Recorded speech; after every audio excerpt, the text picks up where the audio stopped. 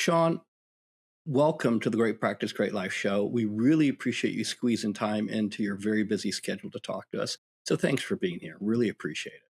Well, massive gratitude. Is an honor and privilege to be here. Few topics make my heart sing more than chatting about lawyers and their lives. So thank you, brother. Oh, no, it's great. So if you could, I want to set the stage because your background from building a law firm has not been simple. You've had the constraint that a lot of other people have never had in their life. And to be able to build a fantastic practice, won some of the verdicts that you've won, built the billion-dollar companies that you've built, you've really mastered overcoming adversity in a way that a lot of people haven't. So if you could take a few minutes and talk to our audience about your story, like talk to us about Sean. Thank you so much for that. So 1975, 5 years old, and Maureen, my mother, learns from her brother in sort of this dynamic, crazy turn that I, like her father, my grandfather, am going to go blind from retinitis pigmentosa. So I'm 5 years old. My mom finds out from her brother, my Uncle Jimmy, that I'm going to go blind. That research is what allowed my Uncle Jimmy, who grew up in a 6 foot by 8 foot bedroom, to end up at Jules Stein at UCLA, out of not a top medical school. Crazy irony, tied up all there. But my mom knows, my uncle knows, my family knows, I don't. I'm 17. My mom tells me that I have retinitis pigmentosa. She doesn't want me to get a driver's license. I'm going blind. She's fearful that I'm going to end up killing somebody in a car accident. She's crying. She's a mess. This has been our heart for 12 years. I'm a Division I college baseball recruit. I'm a Division I college football recruit. And this information is shocking, but I don't really have meaningful challenges other than some issues at night. I end up as a Division I college baseball player at Columbia University. I decided to go on to play professionally. I'm a 4 year Division I starter, runner up for Ivy League Rookie of the League, captain of the Columbia baseball team in my senior year, and begin to have challenges with fly balls throughout my college career, getting worse in my senior year. It leads to me not getting drafted. The darkest 3 days of my entire life are June 1st, 2nd, and 3rd of 1992, knowing I'm not going to get drafted, even though I was told I was going to get drafted before the challenges really began in my summer between my junior and senior year and my senior year, but still hoping desperately I'm going to get drafted. And I don't get drafted. I refuse to prepare to get any job. Some of my friends at Columbia, they're going to Wall Street. They're working for Goldman Sachs. They're doing all these incredible things. I am jobless. I am visionless. I have physical vision still, but I have no vision for my life. I am crushed and destroyed because all I want to do was play baseball. I wasn't a drinker. I wasn't a partier. I wasn't chasing women. I was committed to baseball and athletics at Columbia. So now I don't know what to do. I work for a year at a bank. I don't even know what my job really was, but I do not want to go blind. I do not want to be broke. And most people in my family, not my grandfather, but more than double-digit people in my family had retinitis pigmentosa. Most of the other ones were blind, broke, and alcoholics. And I did not want that to be my future. So I decided to go to law school because I think lawyers make money. But I come to find out after I graduate, after I rack up $100,000 in debt, that just isn't true. And I come to find out that lawyers not only don't make a lot of money, usually, they also work incredibly difficult hours. They have high rates of depression, alcoholism, drug addiction and abuse, all these big challenges. Those were not challenges for me, alcohol and drugs for sure. But I was really feeling the incredible stress coming out of law school. I got my dream job, big law firm, had a lot of job offers, right? I knew how to cause people to say yes. I knew how to cause people to like me. I was a strong leader, by my background in high school in athletics, incredible, middle class high school I went to. I didn't have resources growing up, but I was very abundant in being trained and developed as a leader. Now I'm realizing that most people are not making money at this law firm above their student loans, above their rent payment. Maybe 10 years later, I could hopefully buy a townhouse, maybe. And I'm like, this is not the future that I want and desire. And I am devastated as we are now in the beginning of 1997, 29 short years ago. I decided I'm going to quit my job. I'm going to go become a high school baseball coach and football coach. I will go blind. I will be happy doing what I'm doing, but I will be broke. And I'll figure out the rest of my broke life when I can no longer teach and coach baseball and football. When I get there, right? I don't know how quickly that's going to come, but have somebody stop me and say, don't do this. First, read this book by a guy named Anthony Robbins called Awaken the Giant Within. I'm like, all right, I'll read it, but what do you want me to do with this? He goes, just read it and see what happens. I read it and I realized that I had a lot of limiting beliefs around law, money, people, and I decided to take a shot. So I quit my job in February of 1997. It'll be 29 years ago, coming up pretty soon. And in that moment, I said, I am going to figure out if, just like in baseball, where I exceeded my genetic capacity, in football, exceeded my genetic capacity. I'm 5'10", but I was a Division I recruit by 100 schools in baseball. And I'm like, I'm going to figure out if there's a way to do the same thing in business. Can I build a law firm? Can I become financially free? And I'm like, and I prayed to God. I'm, a person of faith. I'm like, if I learn how to do this, if I can do this for myself, I'm going to spend the rest of my life bringing this truth forward to other people, because I've gone to an Ivy League undergrad, I've gone to law school, and I know nothing about business, capitalism, freedom in time. I don't know what I know how to do, but it's none of those things. And the truth is, everybody, I learned how to do that. I became free. I sold my first law firm 4 years later, and I could not believe what was possible and what I didn't learn in law school, what I didn't learn in Ivy League undergrad. And I wanted to bring this truth forward to the world. And I call it unblinding of people. But that's a bit of my background covering several decades. That was incredible. So, a couple quick questions. Yes, sir. When, in 1997, when you read Awaken the Giant Within, what was your sight like then? I was beginning to have trouble reading just a little bit. I definitely had a lot of trouble at night. I was still driving at night. I should not have been driving at night, but I had enough sight to still read. I would stop reading completely, zero capability, when I was 40. And yeah, so about 13 more years, but it was getting increasingly more difficult over that time period. And driving, I should have stopped driving by the time I was 30. I drove, I'm not proud to say it. Thank God I didn't kill anybody. I drove until I was really 40, but should not have been doing it. And I was very limited driving by 40. But yeah. Okay. And what's your sight like now? I can't see a single thing in front of me. So I have no central vision whatsoever. I see nothing. So you could put a giant E on the board of, a visual field test, or I'm sorry, visual acuity test. You could put that 6 inches in front of my face. I wouldn't even know that there's something in front of my face. I have a little bit of peripheral vision. So zero central, cannot read a single thing, cannot see a single letter, zero. I have about 10% peripheral vision on both sides. So if I turn, right, I can see that there's this screen in front of me. So occasionally you'll see me turn my head. I can see the contrast. I wouldn't know it's a screen, but I can see the contrast of something. So I'll turn back and mimic eye contact. So kind of talk and I'll look away. When I'm looking this way, I'm looking, somewhat normal, hopefully. But what I'm really doing is catching back up to make sure I'm not staring into a weird spot. I'm finding my space and I'll look ahead again. So I use my little bit of peripheral vision to navigate. I've become really skilled at it. I'm an athlete. I have great body spatial awareness. So I'll use the teeny little bit of peripheral vision I have to orient in space. And that's all I got. Got it. And so what's fascinating to me is you're focused on me and focused on the camera, but you're doing it more so to make me feel comfortable. Yes, I can't. This is amazing. I have no idea because this is really difficult, right?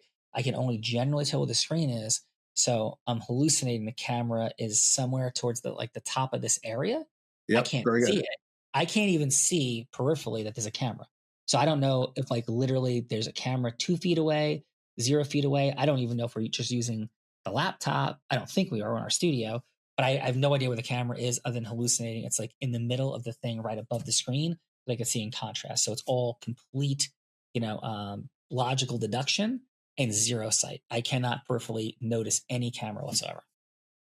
So in most of the work that you're doing for people who are watching us on YouTube, is you're looking into the camera mainly to make us feel comfortable. It's got nothing to do with you. Most of what you're trying to locate and coordinate is in your own mind. You're like visualizing, hallucinating, making up what you think it looks like. Correct. And because I think when you don't look at people, it breaks rapport at some level. So I am trying to serve the group and serve my outcome, which is supporting and serving the group, right? By mimicking eye contact to create emotional rapport and maintain it. But that is absolutely correct. That's fascinating. So I'm watching you and I'm realizing he can't see a thing, but he's doing this mainly to make me feel comfortable and mainly to improve the communication because Yeah. I'm expecting it. So it's fascinating. It's really, I appreciate you doing that. It's a real gift. So thank you for doing that. Thank It's really fascinating to watch you do that. Brilliant. Another weird question. you. Yes. From age 5 to age 17, your mom kept this from you. She did. What was that conversation like then, and what's that relationship like now? This is the truthful, odd answer, I think, is Okay. when she told me I wasn't that upset because what was at stake was me getting my driver's license. So I was far less concerned about the fact that I was going to go blind later than I was convincing my mom I should get my driver's license now. Right. So like it's a weird timing. She didn't plan it that way, but all I cared about was passing this test where she had me drive down the block. She go, "I want you to drive down the block. I'm going to be in a car." And I think my stepfather kind of jumped out, not right in front of the car, but like I stopped. So she wanted to know if I could see him. Lights were on in the car in the dark. So they had this like little test set up, and I was like, "Yeah, see, I should get my driver's license." I told like so I was so much more in like this engaged mode about that, and then it just was, i I've always been very masterful at living in the present, with vision towards the future for sure, having goals. So I was just somehow I had a lot of things to deal with. I was an athlete. I wanted to be a starter at Columbia. So I had these very, very big, present, challenging goals that were sitting in front of me. And those are the things that I was focusing on, not things that were going to really be heartbreaking later. And there's heartbreak. Like there just is, right? There's heartbreak. I miss driving. I have a 26, 24, 22-year-old children, a 4-year-old daughter. I've never seen my 4-year-old daughter, even peripherally. I don't know what she looks like. I do know what my children look like, throughout at least into their early teen years. So like not seeing my daughter's face, not being able to see the eyes of my children and other people, certainly my children, first and foremost. I love scuba diving. I can see a little bit of fish swimming like peripherally by. I still do scuba dive. Not seeing the eyes of fish. These are one of the things I miss terribly. I miss driving terribly. I miss reading terribly. And I have such a full life. I don't get a lot of time to focus on these problems. Truth, I love sports. I really don't watch sports much anymore. But if I'm going to watch a big game, my Mets lost their last game of the season, didn't make the playoffs. I love Notre Dame in college football. They didn't. I think they should have made the playoffs. They didn't this year. The last year when they were in the national championship game, I literally sat next to my television, like 6 inches away of a big, big television, right, in a chair, put it right next to the screen. And I watched the entire game from like 6 inches from the screen. So I was at least able to make out like a couple of moments, I would say a couple of moments, more than a couple of moments, like peripherally kind of see, oh, he broke a tackle. Like I could, sometimes see some things that happened. And I'll do that occasionally. So I miss a lot, but blindness has brought a lot. And my mom and my relationship today is great. We have a very loving relationship. My mom's incredibly giving. Like most moms, I'm sure there's things I do that drive her crazy. There's things that she does that drives me crazy, but we're super close. I've had the blessing and privilege of financial freedom and abundance for a long time. I take my kids on beautiful trips and places. My mom and now her husband, they've been married for a little over a decade. He's a wonderful man.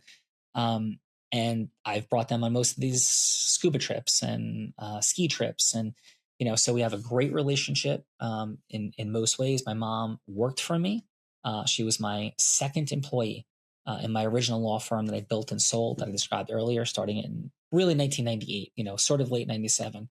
But she worked for that firm. She was a pivotal person. She wasn't a lawyer. She was a high school graduate, very practically intelligent. She was the like head admin person, and kind of grew with me from there and was the controller of the firm as things progressed into the current version of Callagy Law. But we have a great relationship, professionally, personally, unbelievable grandmother, and love her very, very much. And there's things that we both do that drive each other crazy. Perfect. Absolutely perfect. Let's talk about your law firm. So you built and sold your first firm. Yes. Callagy Law is your current firm. It is now just changed to Callagy Smiken. I did say Callagy Law a moment ago. Has been Callagy Law. We have just renamed it Callagy Smiken. Michael Smiken has been with me for 16 years. But yes, Callagy Law, now Callagy Smiken, is my current law firm. Now, congratulations. Well, if you could you just talk to us for maybe 5 minutes about the vision of creating the law firm, what it does, what you've built it into, how you niched it? That may be more than 5 minutes that I say that, Sean. But talk to us a little about that, because I want people to understand what you've built here, and then also want to talk about the AI business. Hey, it's Steve here. Sorry to interrupt. But if you're checking Atticus out, you're not sure where to start, the best place for you to start is to register for the Path to a Great Practice, Great Life workshop. It's a virtual workshop. If you click in the show notes, there's a code to get you $500 off. This is the greatest way of getting your Atticus journey started and reducing the frustration you have with your practice in your life. Now, if you're already an Atticus member and you haven't registered for the Path workshop, go ahead and register. It's included in your tuition. Register now. What you've built here, and then also want to talk about the AI business. And I know we have limited time, so I apologize for pressuring, pushing you. Oh, thanks, brother. So listen, here's the thing, from my heart for everybody. Something very different is completely possible. And that's where all of this really began for me. And Sean, I want to interrupt you. Yeah. Say it again, nice and slow. Yes.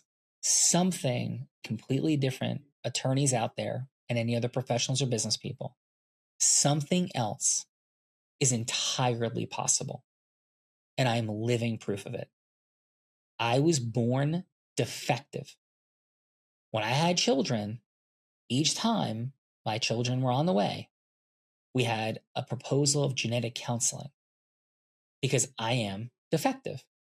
So they wanted to make sure we weren't making the wrong decision, or we knew our ability to terminate the pregnancies.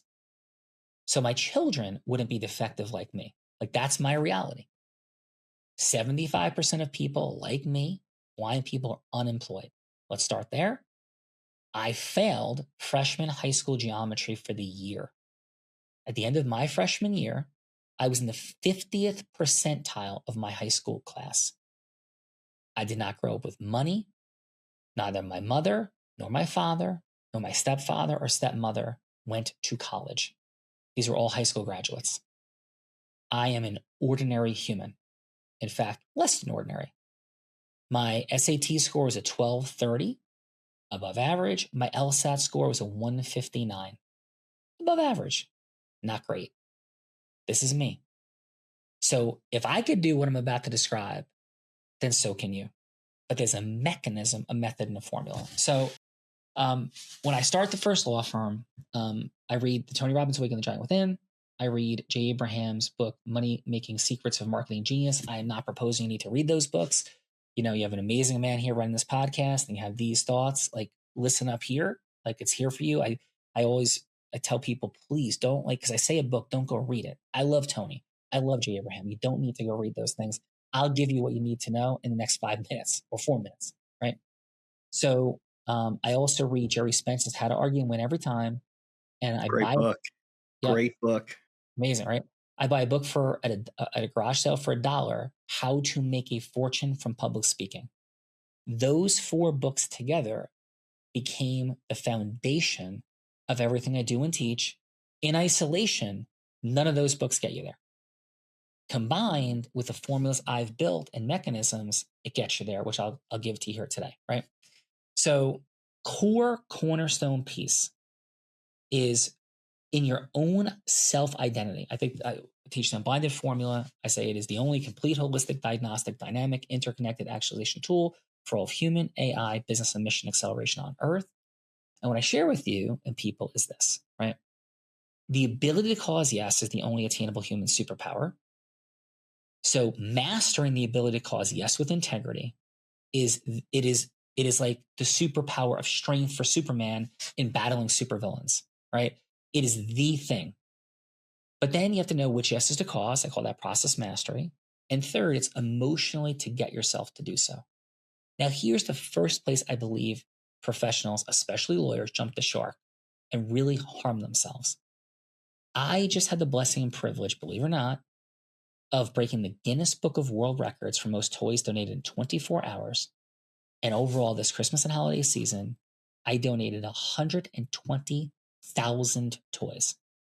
It cost just under $1 million. So it's not like I bought, a gumball, 120,000 gumballs. And this is no fundraising. This is what I had the blessing and privilege of doing. But had I decided over the course of these years, and that was not all the money I gave away last year, I gave away a lot more than that.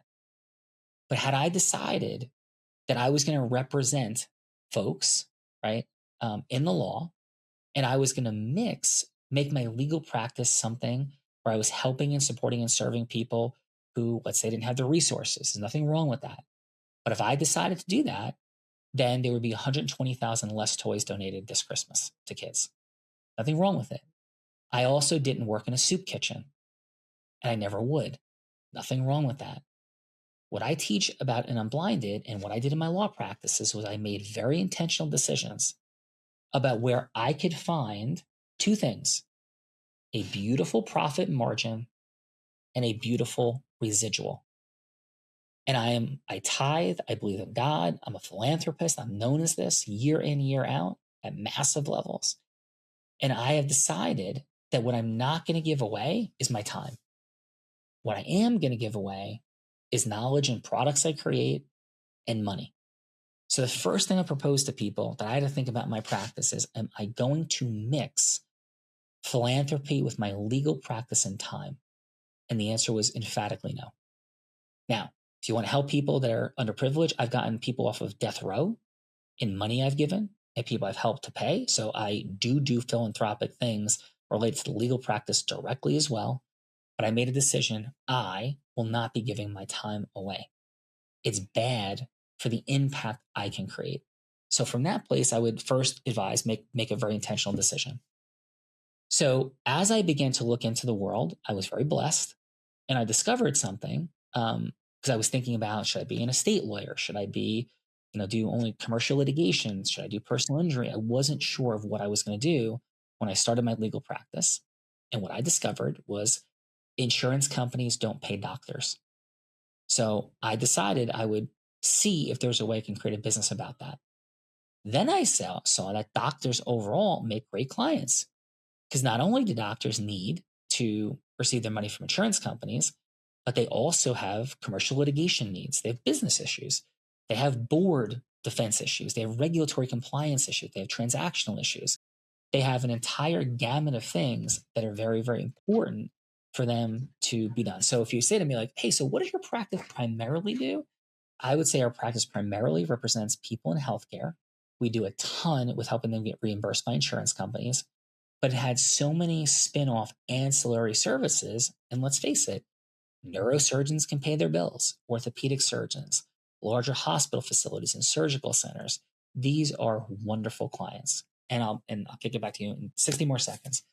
Very often what I hear from people is, yeah, but my practice is like this. I do real estate closings, I do bankruptcy work. I can't do what you do.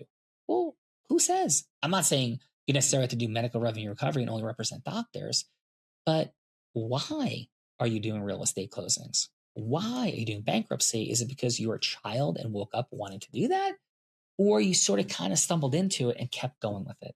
So for everyone here, you don't have to be limited to one area of practice. And I'm not saying stop the area you're in, but really think about profit margin and residual business coming from clients. And it is that decision that was life altering for me. Then I realized, and I learned this concept from Jay Abraham initially, and I've expanded on it greatly. And by the way, I know Jay very well. I know Tony Robbins very well. I'm very blessed to know these people. They've said great things about me, as I would say about them. But Jay Abraham talked about the concept of being preeminent. So you don't have to be famous in the world. You don't even have to be famous in outside your county. to create a massively lucrative business and practice. So I became preeminent in circles, right, of in medical revenue recovery. I began working with the Northern New Jersey Chiropractic Society and my first firm, New Jersey Chiropractic Society. Now we're partnered with state medical societies in many different states across the country. We're expanding that right now. I had a spin-off business from my law firm, but all of it is rooted in the same concept. How do we exponentially grow the quantity of quality sales meetings? Quality being high margin, high residual. And this is my final before I pause and check back in. Please understand this. People are afraid of rejection. Rejection doesn't even exist. It's a fiction. Only we can reject ourselves. We create this illusion. But lawyers everywhere are afraid of rejection. And everybody who works for me, I tell them the pathway to freedom. I don't keep it from them. I don't hide it from them. I say, you're going to be on one of two paths. You're either going to be the business developer or you're going to work for the business developer. Which do you want to be? Most people, even faced with this reality, will still choose to work for the business developer. If you become a business developer, that is how you solve for the E-myth that Michael Gerber talked about, which is being a business owner, not operator, and you gain your freedom. All day, every day, this is possible for people. And some people would say to me, I can't do everything you did. First of all, that's not true. But for you to make $1 million as an attorney and spend 5-10 hours a week working, take off 12 weeks a year, it is a blessed profession. It is infinitely possible. And I've supported many in doing this that work directly for me and other people we work with. It is fully and completely possible. It is the blessing of the world I exist in. I wouldn't be on this podcast. I wouldn't be on the big stages. I just interviewed Tom Brady, Magic Johnson, Mike Tyson. I've spoken on Tony Robbins' stage 19 times. And I'm a defective, failed freshman high school geometry for the year, 159 LSAT, 1230 SAT person. If I can do this, so can you or anybody. All right, you said a lot. Question, why do you think people choose to work for the business developer versus becoming the business developer? And this has to be a question that you've asked yourself and watched and wrestled with, Yeah. where you've told people, look, the autonomy, the freedom, the ability to influence is on the developer side. Is it the fear of rejection? What is it? What do you see? Yeah, it is that. And it's heartbreaking, brother, for everybody. And I am not a Democrat. I am not a Republican, right? I am not a political person, but I am a capitalist. And I believe in safety nets and I believe in giving. But here's my answer.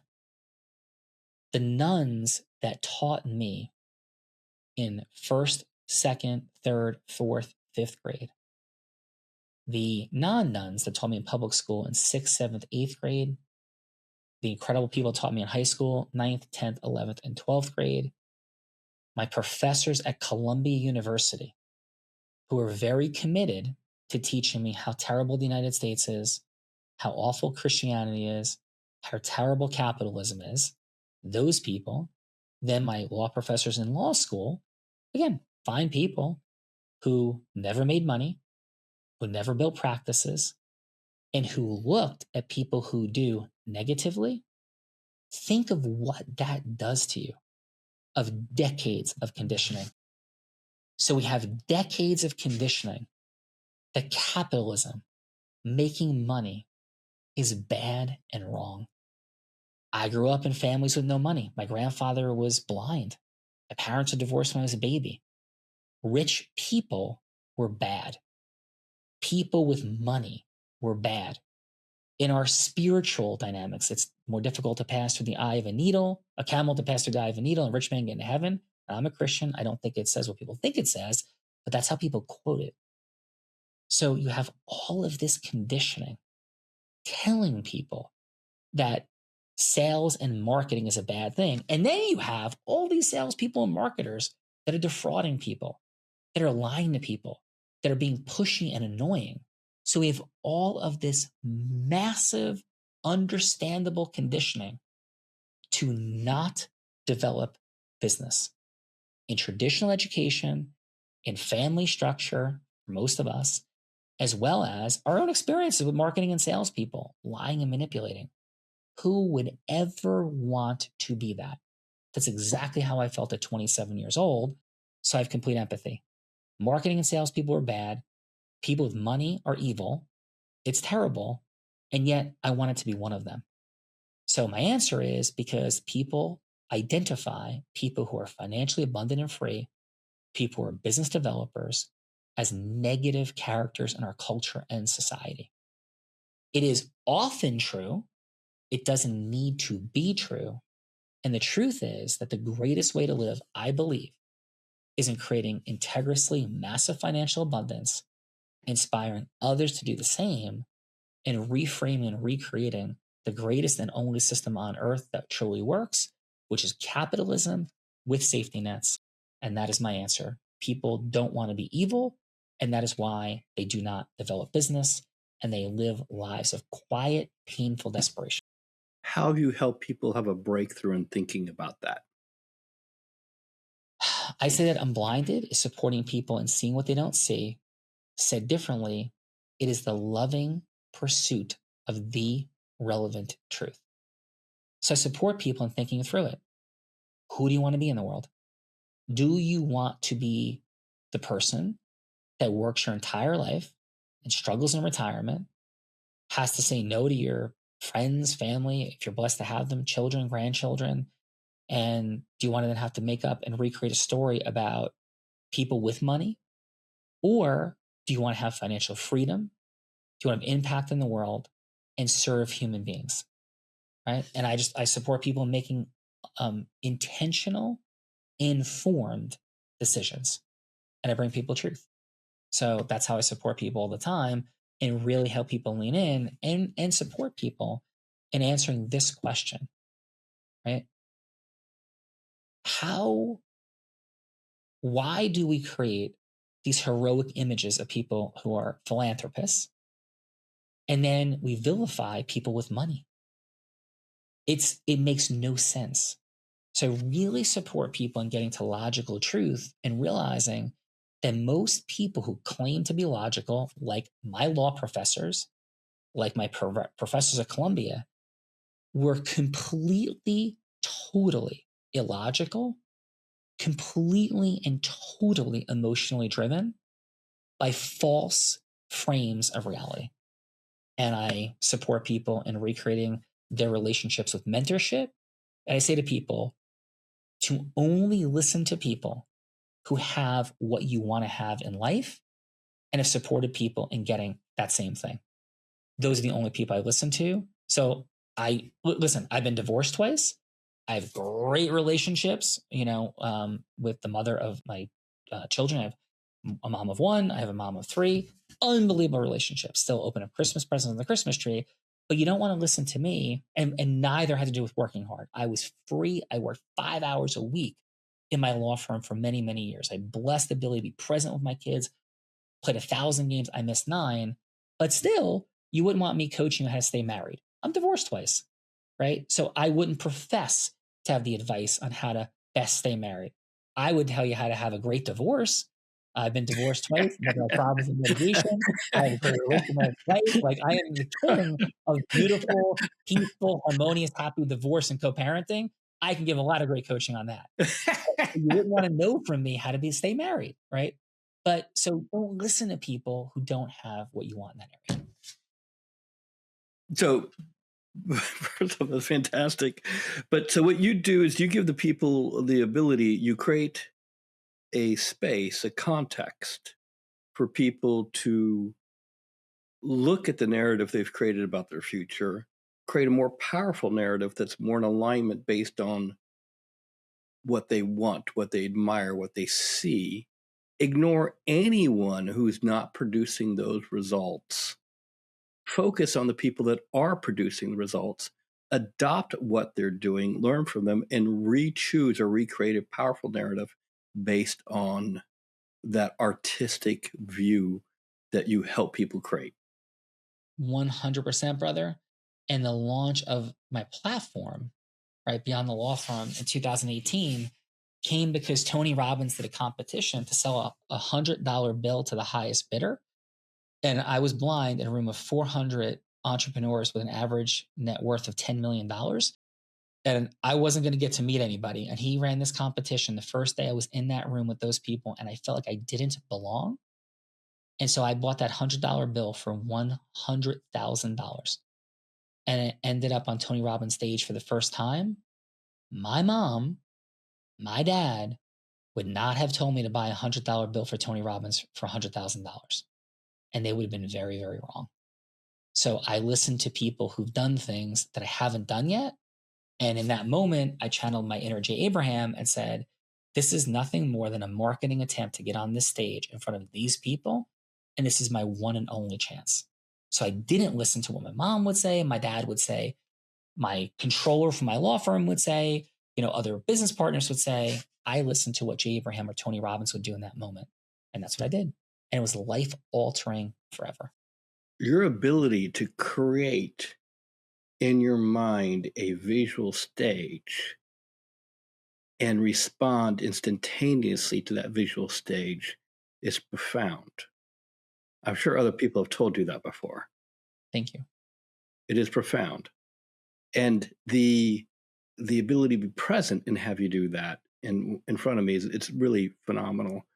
The building of your law firm, the building of your AI company, really for you, it's the blindness to billion-dollar impact, which is kind of a theme for you, is almost like an operating system. But I got a really strange question for you. So, Sean, I apologize for it. So, you ready? Yes. How does a blind, defective human being who's flunked out of geometry class, who's clearly financially, a billionaire, stay as motivated and excited as you do right now? You've been on the stage with Tony Robbins. You've been around the who's who. You are extraordinary human being. Suck at marriage, obviously. But how do you stay motivated? What gets you out of bed and on a podcast to tell your story and uplift other people every day? What is it? It is very simple, right? My why. And my why is I'm a person of faith. And my why is that I will not, when I face my maker, I will not have buried nor squandered, but rather will have exponentially multiplied my talents. I hold the truth that can lessen suffering for people. And if I keep that truth inside, listen, I hurt my back over the weekend. Weird. I don't know how. My back, I'm in excruciating pain as I'm sitting here in this chair right now. And there's no way I was missing this moment and opportunity to serve you, serve your audience. It's an honor and a privilege. I thank you again.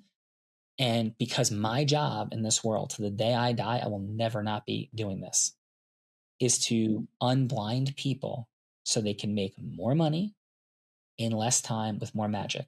I just got back from Disneyland. I went out and spoke at the $100 million mastermind of Dan Fleischman's. I spoke on a webinar that there were between 10 and 15,000 people live on the webinar I was speaking on about our Acti company in the influencer world. And I surfed that morning when I spoke. A shark swam by me. It was a 5-foot long shark that I saw in my peripheral and confirmed by our surf person who was with us. Right. And then when I was done I met with David Maisel, the founder of Marvel Studios, met with Kevin Mayer in his $25 million home in Beverly Hills in California, where he bought Lucasfilms from George Lucas, Star Wars. He bought Pixar from Steve Jobs and bought Marvel from David Maisel, we met with earlier that day. When I was done, went to Disneyland, my 4-year-old daughter, and we went and stayed in the Mickey Mouse suite where Walt Disney was, where I was endlessly inspired. Couldn't see virtually anything on the walls, but I was able to ask a lot of questions about what was on those walls. With Oswald the Rabbit, that took everything from him before he created Mickey Mouse, have a private guide, do everything magical at Disney. I live life. I live life. Each day I live as if it is my last, with gratitude and preparedness for tomorrow, to serve my higher power and bring as much truth and value integrity to people on this planet. And in fun energy, including my ex-wives, who I say the greatest thing you could ever do in life is to become my ex-wife. They live beautiful and glorious lives, right? They do, in every conceivable way, right? And we have great relationships and fun. I love people. I love giving. But mostly I love serving my higher power. And I am simply a vessel that's been given these opportunities and possibilities. And if I kept them inside, to me, that would be demonic. That would be selfish. And yes, I go surfing in the morning, right? I surfed 75 days last year. And I go skiing. I went to Aspen skiing with my children, my 26-year-old and 24-year-old. My 22 and 4-year-old were unable to make that trip for all good reasons, all good. But I live life, I enjoy. But I am not here to squander. I'm not here to watch Netflix. I'm not here to watch the news. I'm not here to talk about tragedies and division. I honor people who that's their calling. It is not mine. I am here to live, be an example of possibility, and unblind people to truth of how they could do the same for others, because I'm here to serve God. When did you come up with this why? At what age? Great question. So I just cried at my birthday. It was just this past Saturday. Happy birthday, man. Thank you. Thank you. I had the blessing and privilege of being all four of my children on my birthday. We typically are. And 4, 22, 24, 26. And as we sat at the dining room table at home, I didn't want to leave my house on my birthday. And I travel a lot, do a lot. It was beautiful to just be there all together by the fire. We watched Hook, the movie. And then we sat at the dining room table. I had Tony D's pizza pasta. I had my big C with meatball and pizza for my birthday. I couldn't have been happier.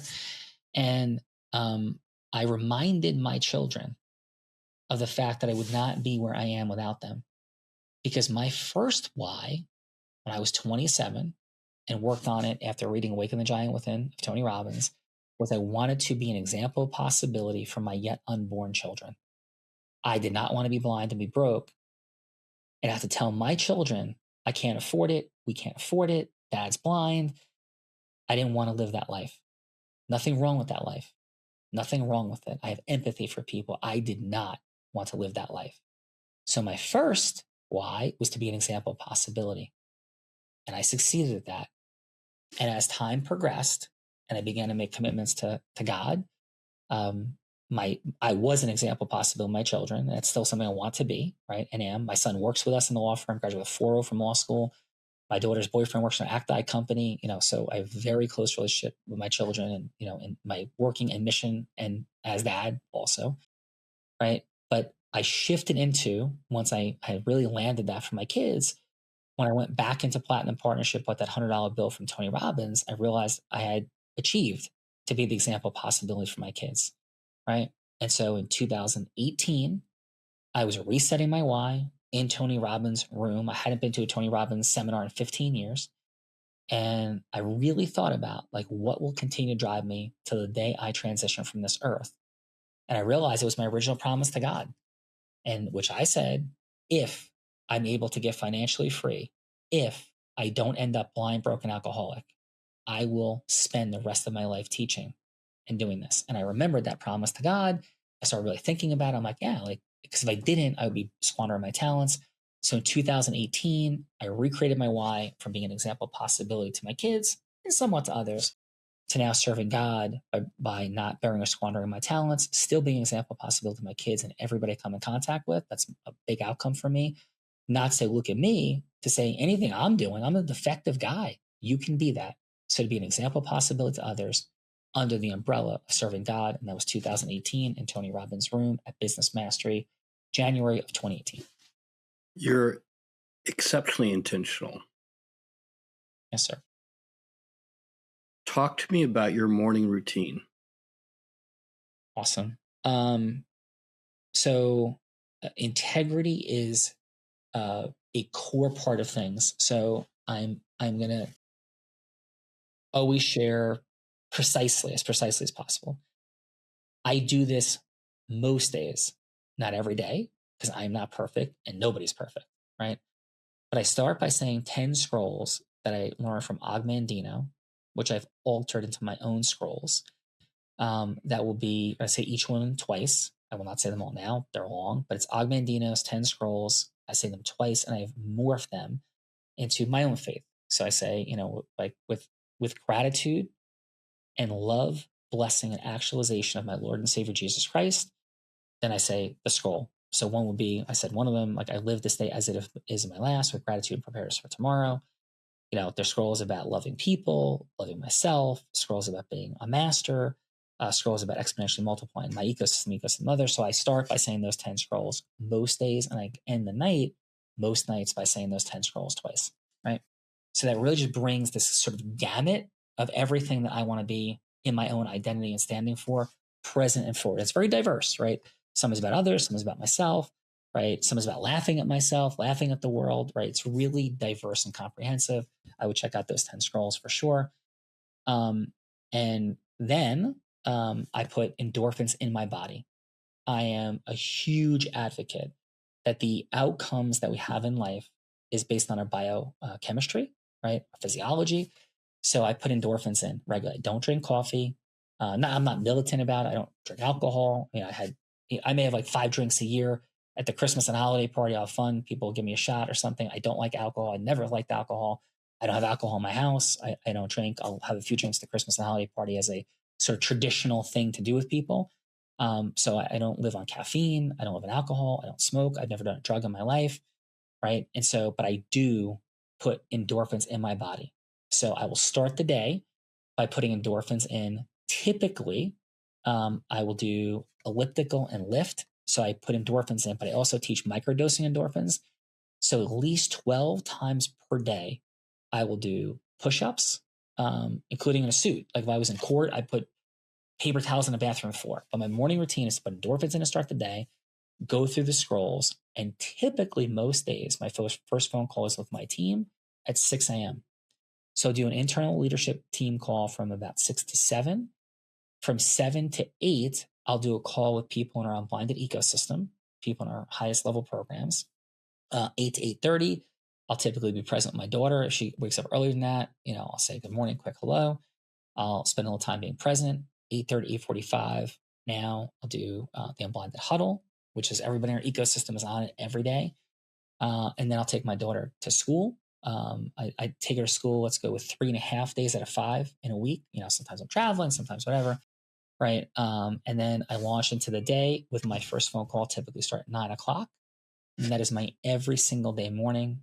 Endorphins going in, love and presence for my daughter, making sure that I am touching the internal team, the ecosystem overall, and truthfully, frankly, or I guess transparently, it's a better way to say it, not truthfully, transparently, I have done more by 9 o'clock in the morning than most people do an entire day.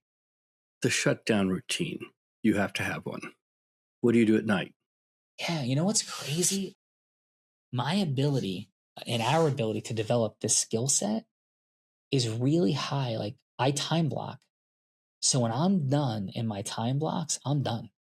So I don't have I need about 5 minutes to transition from my final call into a very present dinner. Like tonight, as an example, I have an 8 o'clock to 9 o'clock call every Tuesday and Thursday night for the Unblinded Ecosystem. We call it our mastery session. So today, my day will end at about 6. I'll have 6 to 8 to be present, have dinner, right? So I'll have dinner with my daughter, right? Between 6 and 8.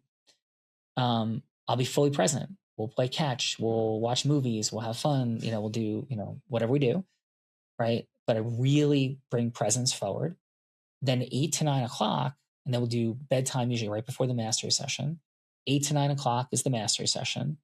Then at 9 o'clock, I'm done. And when I'm done with the mastery session, sometimes I'll even do another call with the team thereafter. Sometimes I won't. Tonight I may. We'll see. I'm not sure. But when I'm done, I am done. I truly am. Like I'm able in 5 minutes time to take everything I did during that day, just, sort of transition into the next phase. My bedtime routine is often I'll listen to an audiobook. I love biographies. I love powerful stories that people tell. So I'll often fall asleep with Alexa. I'll do a sleep timer, say 10 minutes. I don't ever make it to like 10 minutes. I'll always be able to fall asleep very, very quickly.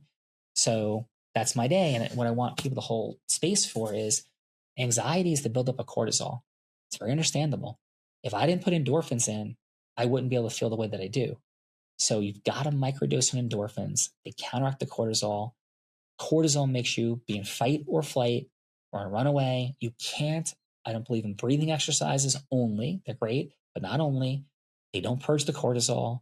They leave you battling this like biochemical nightmare of the cortisol in your body, which makes you want to fight people or run away from things.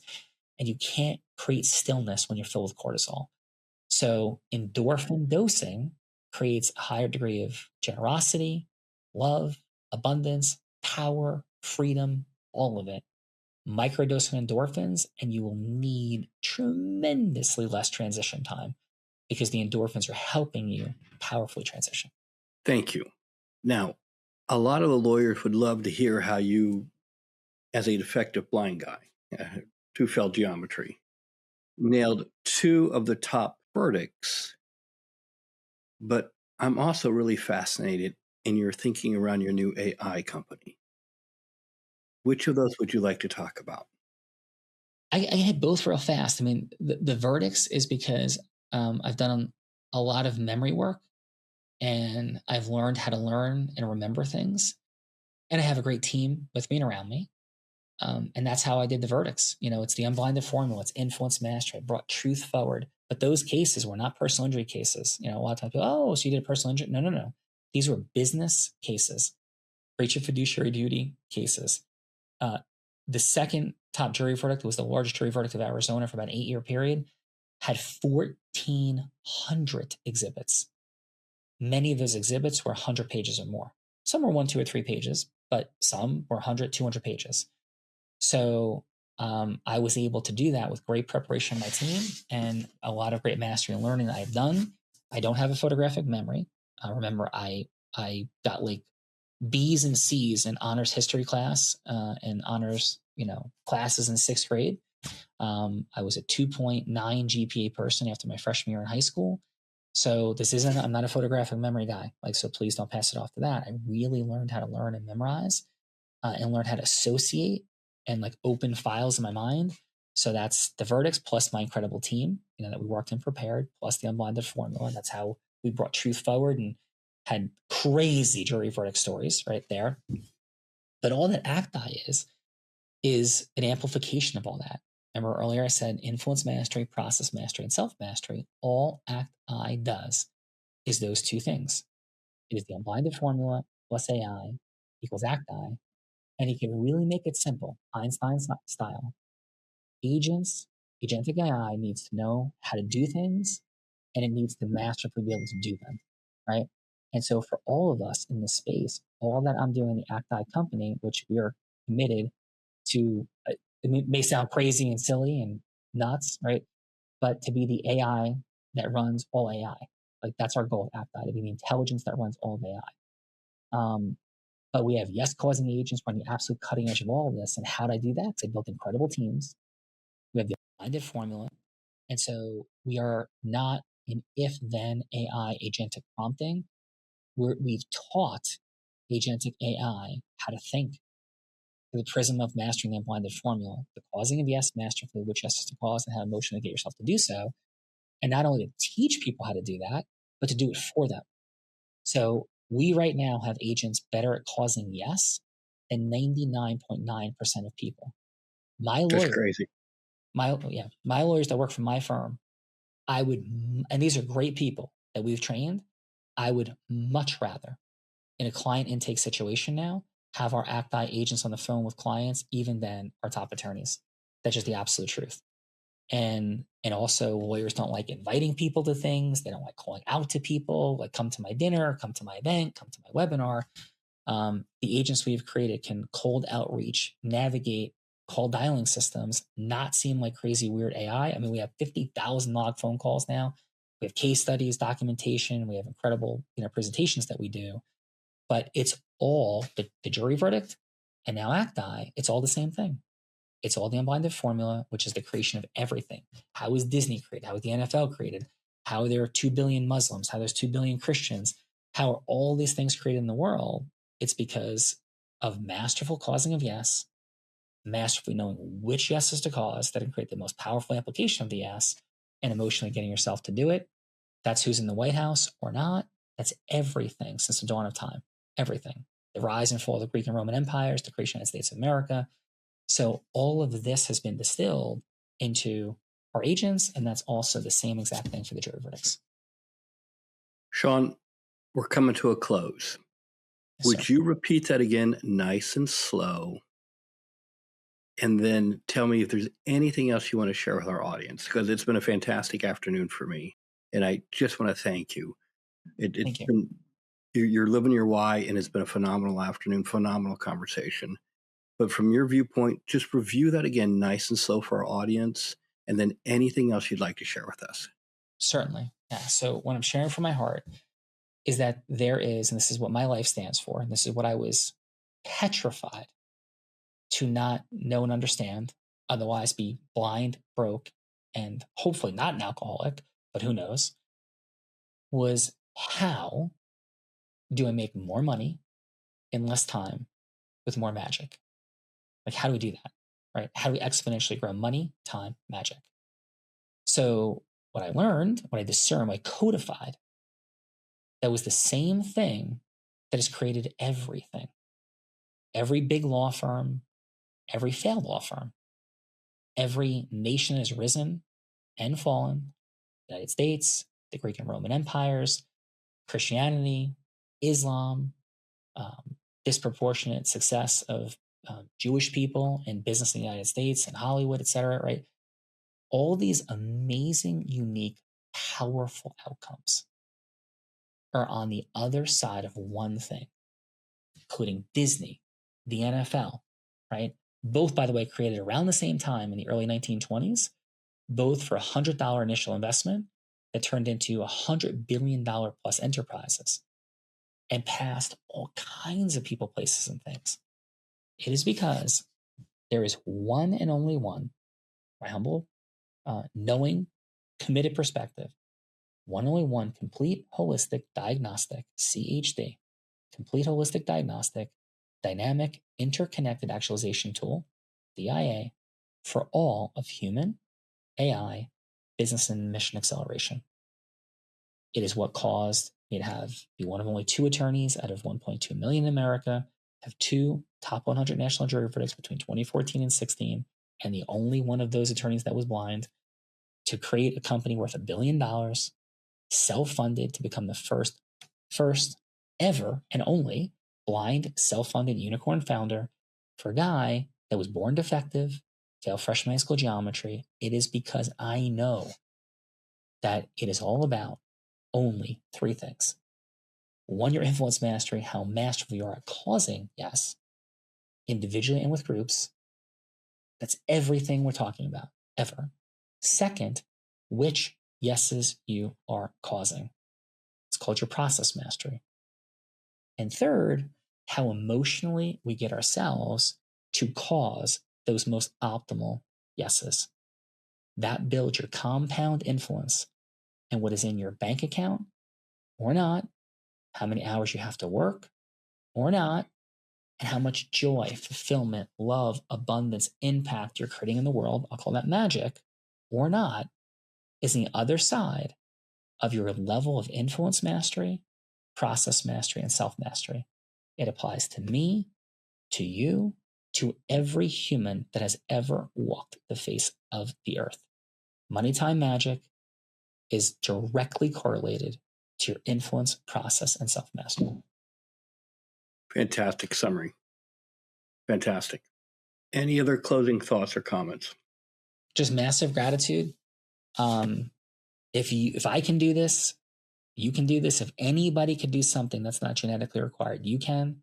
Everything goes from arduous, where you put in a ton more effort, get a teeny little bit of return, to crossing over to momentum, where you start to get more return, and for the effort you're putting in, to abundance, where you're putting in a teeny little bit of effort and getting a massive seismic return.